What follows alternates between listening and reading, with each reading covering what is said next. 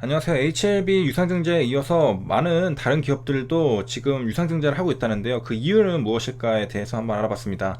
그래서 5월 21일에 기사가 나온 건데요. 경영, 재무, 적신호 등급 우려에 앞다퉈서 유증을 추진한다고 했습니다. 제가 이전 영상에서 HLB 유상증자 시기가 상당히 좋다라고 했는데요. 그 이유는 지금 대부분 기업들이 자금 조달에서 상당히 어려움을 겪고 있습니다. 왜냐하면 그 질병으로 인해서 유동성 문제들이 좀 생길 수가 있거든요. 그렇기 때문에 HLB는 상당히 빠른 시기에 지금 뭐 이런 적신호로 인해서 한 게 아니라 그 투자를 하기 위해서 임상을 하기 위해서 그 유상증자를 한 거잖아요. 그래서 시기가 조금 더 빠릅니다. 다른 기업들보다. 그래서 이 시기가 상당히 좋다고 했는데 역시나 이제 그 질병 이후로 다른 기업들도 자금 조달을 지금 유상증자로 지금 하려고 여기저기서 오고 있는 거죠. 특히 가장 큰 기업 중에 하나는 대한항공이 있겠습니다. 1조를 하려고 하죠. 이 자금 조달. 만약에 대한항공이 먼저 자금 조달하고서 그 뒤에 HLB가 했다라고 한다면은 1조 원을 대한항공이 일단 빨아들인 상태입니다. 그렇기 때문에 시장에 그 돈이 없을 수도 있어요. HLB로 갈 자금이 대한항공이 다 빨아먹었을 수도 있기 때문에. 그런데 HLB는 지금 이거보다 훨씬 먼저 하고 있죠. 그렇기 때문에 시기상으로 좋다라는 점인데, 최근 유상증자를 추진한 기업들이 늘고 있다라고 하는데요. 뒤에 이제 늦게 그 참여하는 기업들, 유상증자를 추진하는 기업들 중에는 몇몇 기업은 실패할 수도 있을 겁니다. 물론 그렇지 않을 수도 있고요.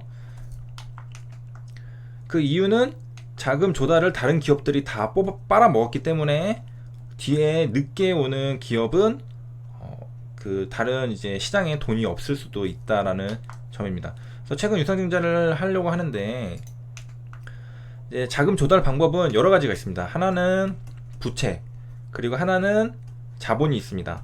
이거는 이제 주주들이 이제 생기는 거죠. 그리고 그 중에 하나가 유상증자가 있겠습니다. 그래서 부채는 돈을 빌려온 거죠. 은행으로부터 돈을 빌려오는 게 부채가 되겠는데요. 그래서 지금 재무 상태, 재무가 부채가 많으면은 그 문제가 생길 수가 있기 때문에 이것보다는 자본성 자금 조달에 적극적으로 나서고 있다라고 하는 겁니다. 그러니까 자본을 좀 방어막이죠. 자본은 그래서 든든하게 딱 채워 넣으려고 하는 그런 움직임들입니다. 그래서 내려가서 보면은 유상증자 성사 가능성이 어느 때보다 높다고 전망을 한다는데요. 그 이유는 뭐냐면은 투자자들에게 저가 매수 시점으로 여겨지고 있어서라고 합니다. 싸기 때문에 들어온다라는 거죠.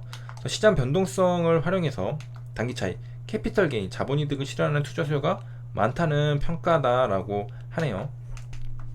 이건 이렇게 해석할 수 있겠죠. 아까 부채라고 했는데 부채 같은 경우에는 정해진 이자를 받게 되죠. 이자가 만약 2%다, 뭐 4%다, 이거밖에 못 받잖아요. 그런데 유상증자로 참여를 하게 된다라는 것은 HLB만 해도 77,000, 이거 확정은 아니지만 더 싸게 들어올 수가 있잖아요. 20% 할인된 가격에. 유상증자로 들어오게 된다면은 이게 주가가 나중에 쭉 올라가면은 지금 뭐 2%, 4%가 아니라 뭐 10%, 20%, 뭐 50% 이렇게 수익을 낼 캐피털 게인, 단기 차익을 얻을 가능성이 높기 때문에 투자자들이 저가 매수 시점이라고 여겨서 성공 가능성이 높다, 유상증자 성사 가능성이 높다라고 지금 분석을 한 겁니다.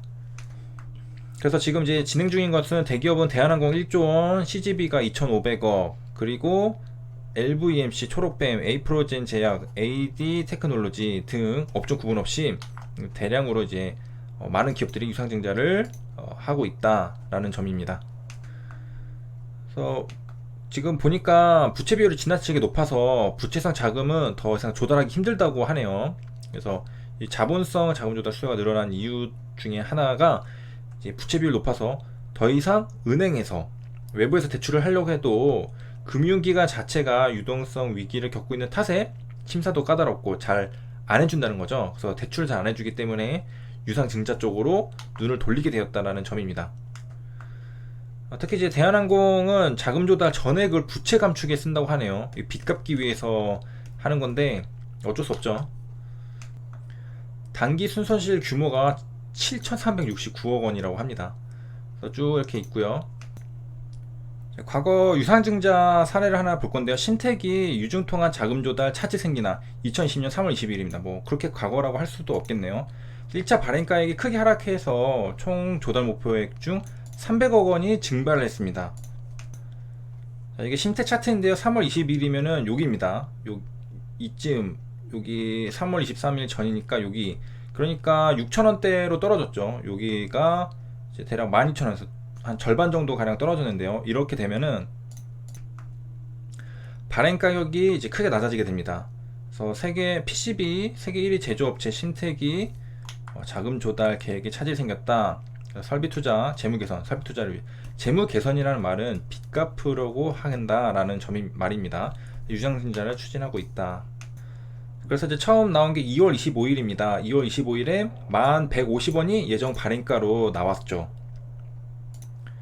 그리고 2월 25일 다음날 이렇게 개파락을 했습니다. 마이너스 16%로 종가가 끝났는데요. 확정 예정일은 4월 20일입니다. 4월 20일이니까 대략 한 2달 뒤에 결정이 되는데요. 3월 18일 내려가 보면은 여기서 예정 발행가 6,800원으로 바뀌었죠. 6,800원으로 바뀌었습니다. 이게 3월 18일 가서 여기서 유상증자 공시가 나와서 떨어졌고, 3월 18일 가면은 여기 이날에 이제 6,800원으로 정해지게 된 겁니다. 그래서 수정된 게 뭐가 있나 이렇게 딱 보면은 이게 3월 18일 날 건데, 정정 전에는 이렇게 예정 발행가가 1150원에 있었죠. 그런데 정정되고서는 6,800원으로 변경이 됐습니다. 그렇게 되면 어떻게 바뀌게 되냐, 금액이 작아지게 되죠. 그래서 시설 자금이 2호가 1호로 바뀌었죠. 그래서 1100만 10억 100억이 또 줄었고, 여기서 또 앞에 한 200억이 또 날라갔습니다. 그래서 시설 자금에서 100억 마이너스, 채무상환 자금에서 마이너스 200억, 그래서 합쳐서 마이너스 300억 원이 줄어들게 된 겁니다. 그리고 이 마이너스 300억 원은 앞에서 봤던 것처럼 300억 원이 증발했다라는 내용, 1차 발행가의 크게 하락, 그래서 300억 증발했다는 거를 이 공시를 통해서 우리가 직접 계산을 해볼 수가 있죠. 그리고 이제 한 번 더 확인 사살, 924억 원이었는데 이게 지금 619억 원으로 됐죠. 그래서 300억 차이가 난다는 사실을 알 수가 있겠습니다. 빨간색이 수정된 부분이고, 1차 발행가액이 확정됐기 때문에 3월 18일에 이렇게 공시가 나오게 된 것입니다. 그럼 주식수를 보면은 9101, 9101이고 2월 25일에 가서 보면은 9101184. 그러면은 이렇게 생각할 수도 있어요. 이게 왜 금액이 줄어들었냐? 그거는 바로 P 곱하기 Q가 결국에는 유상증자 금액이잖아요. 금액.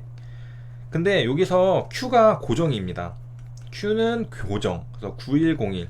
여기도 똑같죠. 그 다음에 아까 바뀐 거, 여기서도 9101 똑같습니다. 그러니까 주식 수는 정해져 있는데, 그럼 뭐가 바뀐 거냐 라는 것은 바로 P가 바뀐 거죠.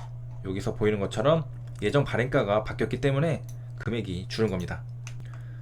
그래서 이게 지금 3월 18일에 공시가 나온 이유는 여기 또 보면 알 수가 있죠. 1차 발행가가 제3거래일 2020년 3월 17일을 기산일로 해서 이때 뭐 계산이 다다닥 해가지고 나오는 거죠. 그래서 17일을 기산으로 계산했기 때문에 18일에 공시가 나오게 된 겁니다. 그럼 2차는 언제냐? 4월 20일을 기산일로 한다고 했죠. 보면은 4월 21일에 또 나왔죠. 알 수가 있겠습니다. 바뀌었나 보면은 금액이 6,800원으로 그대로네요. 그래서 이렇게 그대로인 걸 알 수가 있고, 9101은 또 그대로고, 그래서 6,800원으로 수정이 됐고 20일 확정이 됐고 21일 날 또 6,800원 그대로인 걸 알 수가 있겠죠. 그렇게 해서 이렇게 결정이 됐고요. 확정일이 이제 4월 20일이니까 20일 날 다 정해지고 나면은 이게 확정이 된 겁니다. 그래서 6,800원으로 진행을 하게 되고요. 주주 배정 후 실권주 일반 공모 이렇게 돼서 4월 20일 날 확정이 됐고, 그 다음에 청약은 이제 우리 사주랑 다 똑같은데 4월 23일부터 4월 24일 이틀간 또 진행을 했습니다. 4월 23일부터 24일까지 하고, 이 확정 발행가액이랑 2차 발행가액은 엄밀히 말하면 다릅니다. 그래서 무슨 말이냐면 1차가 아까 10150이었나 그랬죠. 그 다음에 아니죠. 이게 6,800원으로 낮아졌죠. 그 다음에 2차 발행가도 6,800원. 그래서 이 확정 발행가액은 여기 1차 발행가랑 2차 발행가 중에서 더 낮은 가액으로 하게 됩니다. 그래서 이 둘 중에 더 낮은 가격으로 하니까 1차 때보다 2차가 더 하락했다면은 더 낮은 가격인 2차로 됐겠죠. 그래서 이런 식으로 계산을 해서 결국에는 마지막으로 6,800원으로 정해지게 된 겁니다. 이렇게 해서 진행을 했던 거고요. 그래서 심택의 이후 주가는 이렇게 요때 그 질병으로 인해서 좀 안 좋았죠. 그래서 타이밍이 안 좋았습니다. 그래서 유상 증자도 타이밍이 중요하다라는 그런 사실을 심택이 알려주고 있습니다. 그 다음에 주가가 이렇게 올라갔죠. 그래서 사실은 그 조금만 타이밍이 엇나가서도 제 가격에 유상 증자 할 수 있었을 텐데 타이밍이 너무 안 좋았습니다. 여기까지 시청해주셔서 감사합니다.